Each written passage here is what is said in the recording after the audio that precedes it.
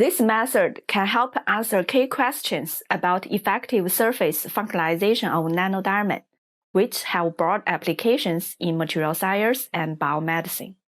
Though this method can be used for nanodiamonds, it can also be applied for other materials, such as metal nanoparticles, magnetic nanoparticles, or surfaces that need an active biopolymer coating. In this method, nanodiamonds are functionalized with a coating of polydopamine, a universal adhesive.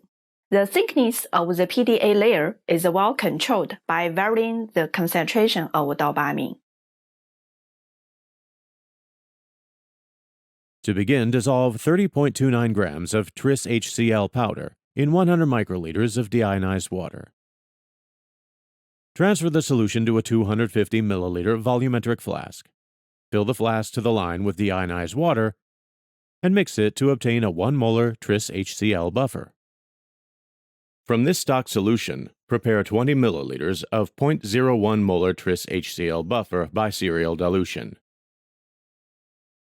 While monitoring the buffer with a pH meter, adjust the pH to 8.5 using 1 molar hydrochloric acid.